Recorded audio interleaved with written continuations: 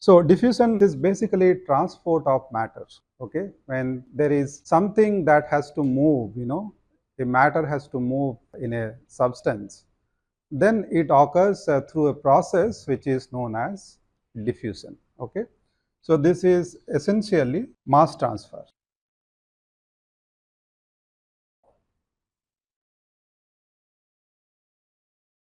And whenever there is a movement of matter, it is always from higher to lower concentration. So basically what we are saying that you have a gradient in the concentration. So this transport occurs under the influence of a concentration gradient. And therefore the transfer will occur from higher concentration to lower concentration.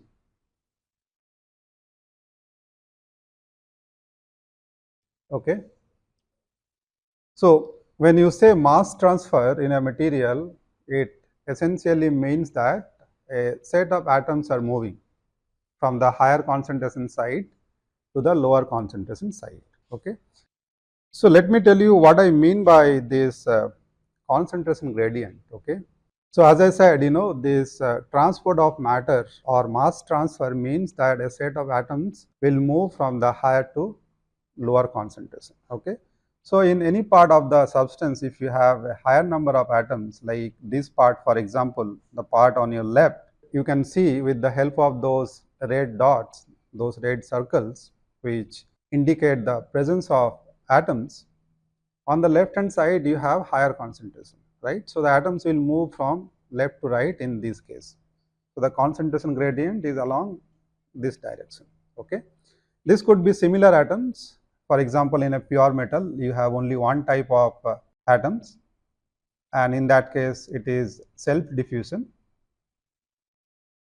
because only one type of atom is moving in the same material. But if you have an alloy, then one type of atom can move into another type of material, right? A can move into B or other way around, right?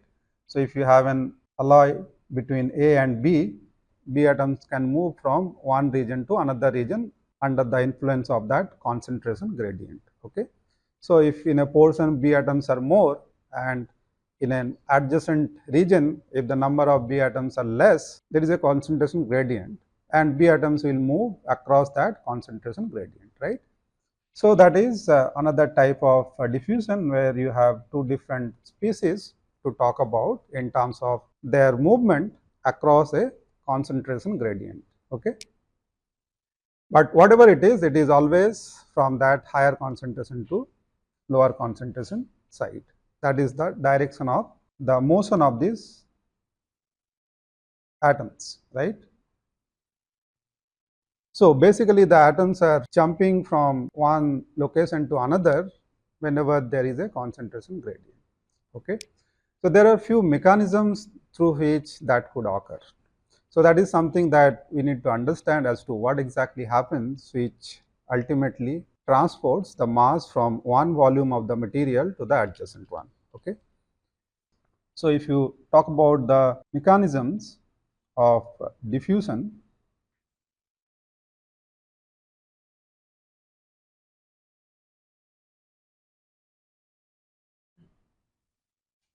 the following mechanisms have been proposed. One is through vacancies.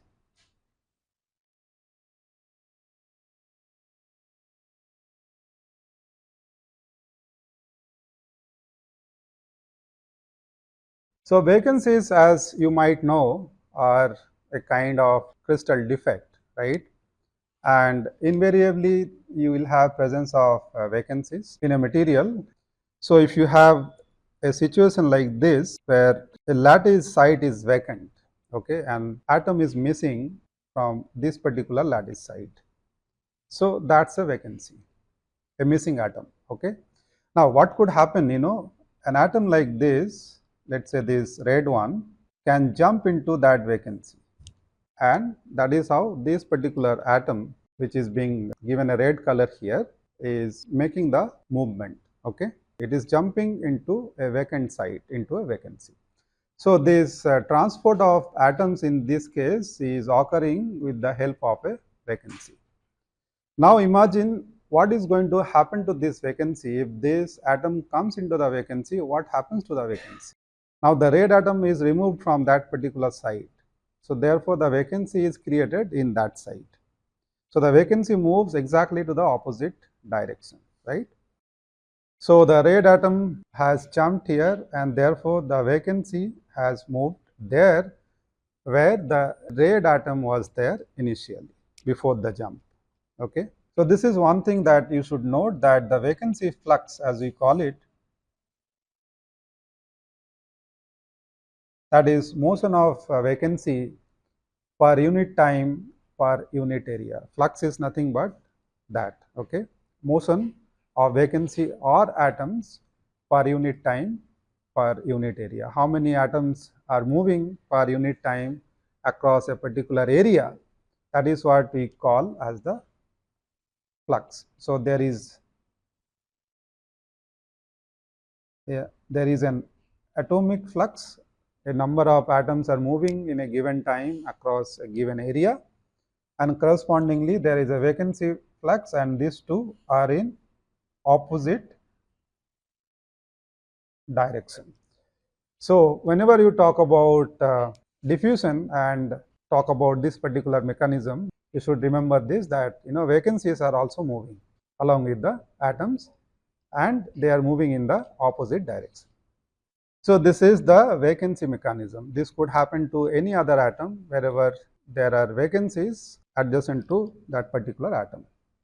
So, I have mentioned before that the driving force, the primary driving force behind this is the concentration gradient. Okay, it is trying to equilibrate the concentration across the material. That is one thing. There could be another driving force which most of the time happens, that is the thermal energy.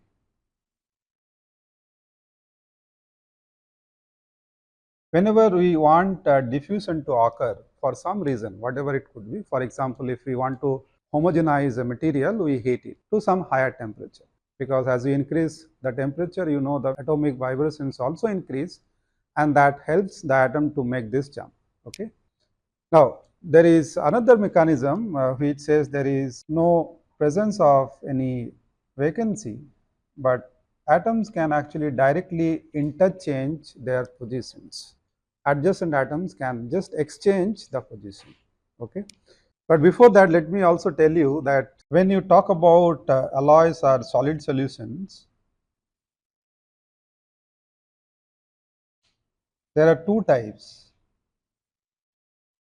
One is interstitial and another is substitutional.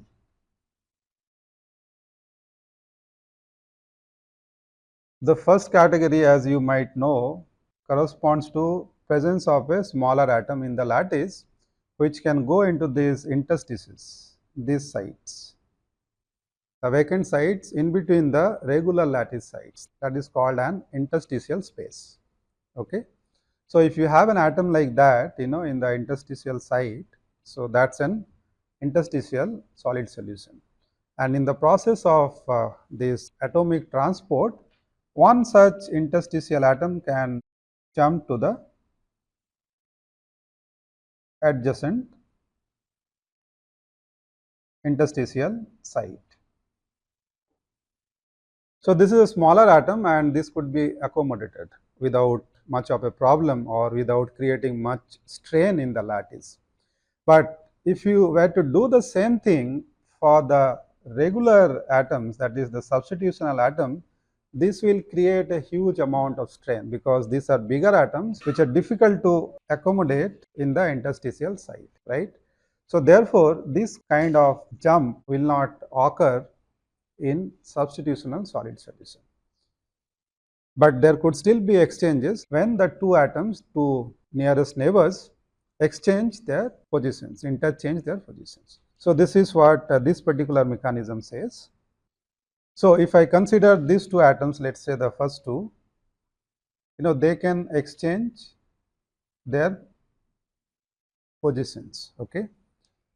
So that is the direct interchange mechanism, which is relevant for substitutional solid solution.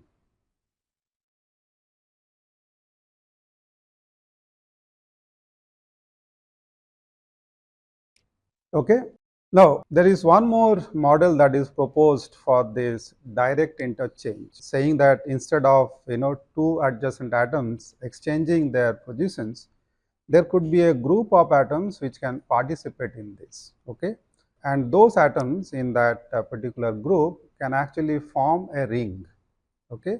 And the motion of those atoms will happen across that ring. So there are atomic vibrations, as we know, inside a lattice. So with the help of such vibrations, it is possible for some atoms to group together in a ring kind of thing. Okay. So that is known as the Zener ring mechanism.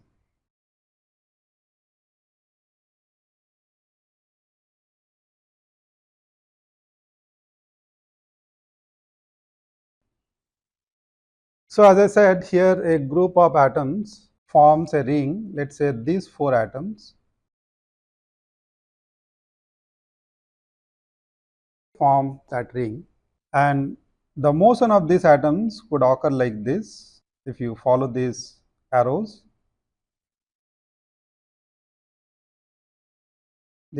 indicate the motion of these atoms which have formed this ring. Okay. So in this process, every atom in that ring is advancing. Okay. So this is through a group of atoms which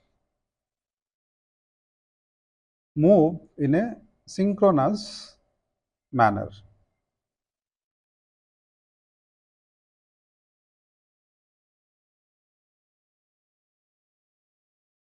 By forming a ring.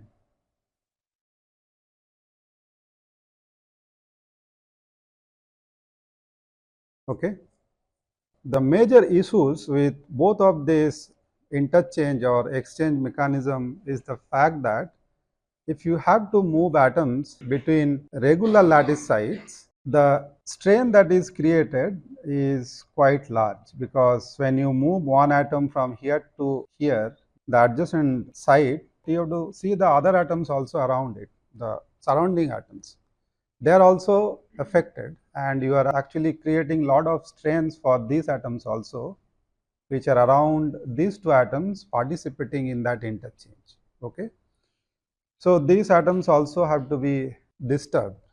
These are also displaced to a large extent when you make this exchange between any 2 adjacent atoms.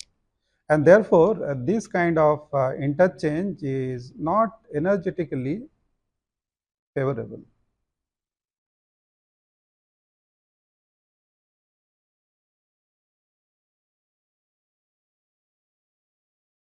You need a large energy, a high energy for this interchange to occur, either through the direct exchange or even through the ring mechanism.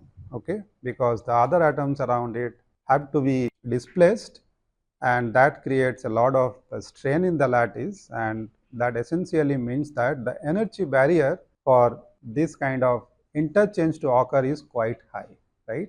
So therefore, energetically it is not favorable, and it has been found that this movement through vacancy is much favorable in terms of the energy requirements. Okay, energetically, if you see, the energy requirement for an atom to move from a regular lattice site to a vacancy is much lower compared to this kind of exchange between adjacent atoms. Okay. So the vacancy mechanism in that sense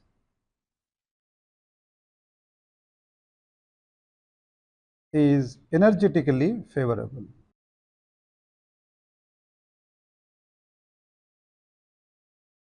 Now people have actually established that this is the prevalent mechanism for diffusion in metals, the vacancy mechanism, because as I said, the other 2 have their own limitations in terms of the energy barrier.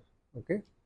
On the other hand, if you have a vacancy, it is easier for the atoms to move into the vacancy. And there are experiments which have been done to actually establish that.